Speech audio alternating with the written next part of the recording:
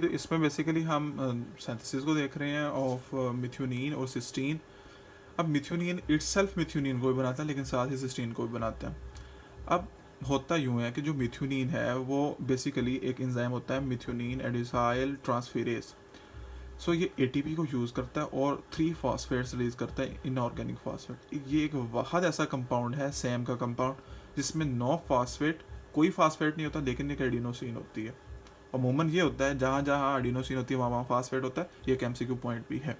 Sam have no phosphate in it. अब जो Sam है, ठीक है, वो बेसिकली एस एडिनोसाइल मिथ्योनिन है। जब इसमें से हम मिथ्योनिन को रिलीज करवाते हैं तो वो मिथाइल एक्सेप्टर उसे पकड़ते हैं और मिथाइलेटेड प्रोडक्ट बना देते हैं इन the presence of methyl transferase. ठीक है, जब ये सब हो रहा होता है तो सैम कन्वर्ट हो जाता है सैह में, और इसमें वाटर ऐड होता है और एडिनोसिन जो यहाँ पे ऐड हुआ था वो रिलीज हो जाता है। जब ये एडिनोसिन रिलीज हो गया तो एस एडिनोसाइल होम्योसिस्टीन। सो ये मैंने एडिनोसिन रिमूव करवा दिया, तो पीछे क्या बच गया, होमोसिस्टीन।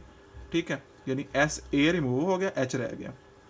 अच्छा, अब जो हीमोसिस्टीन बच गया उसने क्या किया, अब यहाँ पे दो बात, या तो ये रिसाइकल हो जाए और फॉर्म कर दे मिथ्योनिन, और या ये ट्रांससल्फरेशन के थ्रू बना दे सिस्टीन। जब इसकी कंसंट्रेशन इनफ होती है तो ये बना देता है, जब इसकी कंसंट्रेशन इनफ होती है तो ये बना देता है। ठीक है, तो होमोसिस्टीन क्या करता है, बेसिकली सिस्टेथायोनिन बीटा सिंथेसेज की प्रेजेंस में ये बना देता है हमारे पास सिस्टाथायोनिन, लेकिन उसी असना में जो एल सीरीन है वो और वाटर इंटर हो जाते हैं। ठीक है, अच्छा, अब जो वाटर इंटर हुआ था वो रिलीज हुआ, सॉरी, एक रिलीज होता है, एक इंटर होता है नीचे वाले में। जो सिस्टाथायोनिन है वो सिस्टाइन में कन्वर्ट हो जाता है in the presence of gamma सिस्टाथायोनेज।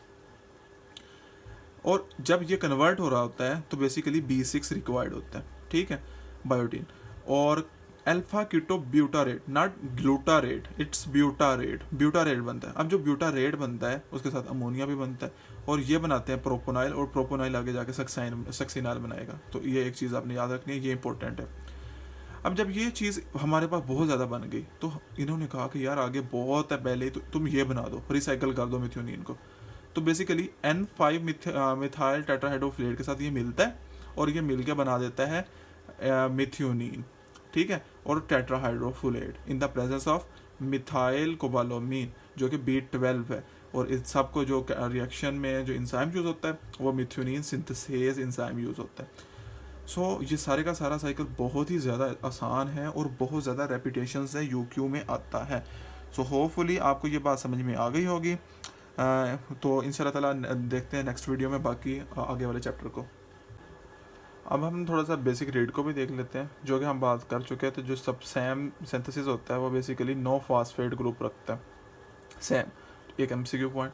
Then जब ये कन्वर्जन हो रही थी, जो मिथाइलेटेड प्रोडक्ट है वो मोस्टली नॉन एपिनेफ्रीन होता है। जो मिथाइलेटेड प्रोडक्ट बनता है वो होता है एपिनेफ्रीन। ठीक है, जो एक कोर MCQ यहाँ पे कवर हो गया। उसके बाद आ जाते हैं जी, जो सैम से सै बनता है वो बेसिकली कैसे बनता है। इसकी दो फेट्स होती हैं कि या तो ये रीमिथाइलेटेड हो जाए इनटू द मिथ्योनिन, और या ट्रांससल्फाइडेशन के थ्रू चला जाए सिस्टीन, यानी यहाँ ये नीचे चला जाए या रीमिथ्योनिन दोबारा मिथ्योनिन बना दे।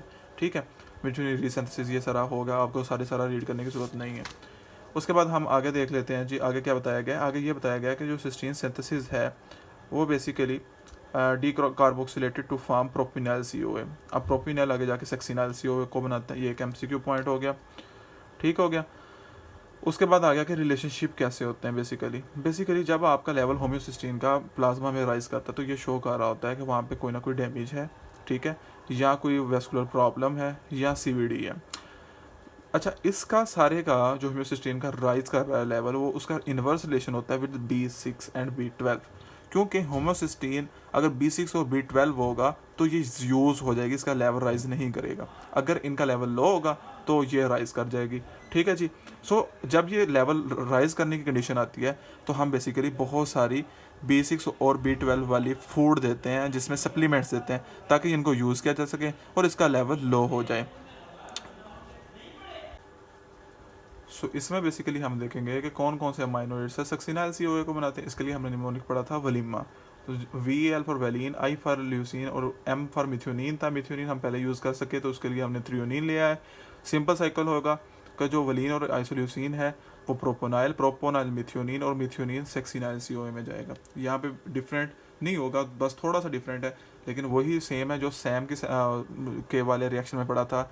मिथ्योनिन जहाँ पे सिस्टीन बन रहा था, उसके एंड रिएक्शन में सिस्टाथायोनिन जब कन्वर्ट हो रहा था तो उसमें अल्फा कीटो ब्यूटारेट भी बन रहा था, तो वो आगे जाके प्रोपोनाइल बना रहा था और propionyl into the succinyl COA बना रहा था। तो बहुत आसान है।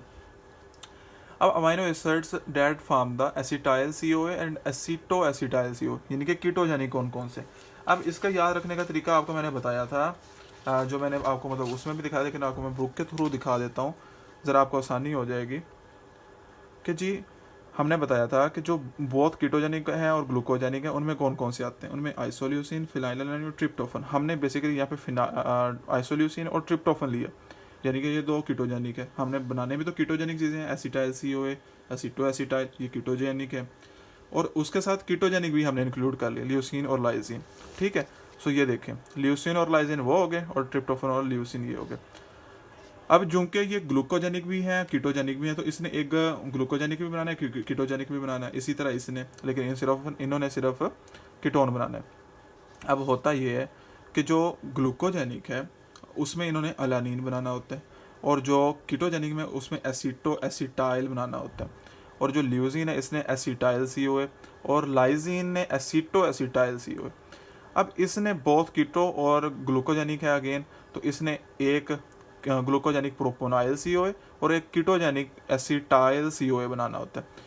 अब क्वानिलिनेट जो है वो बेसिकली NADH की प्रोडक्शन में यूज़ होता है। ये आप लिप्पन की जब लाइन पढ़ेंगे तो वहाँ पे ये लाइन आपको मिल जाएगी। ये एक MCQ पॉइंट ऑफ व्यू से थोड़ा सा इंपॉर्टेंट था।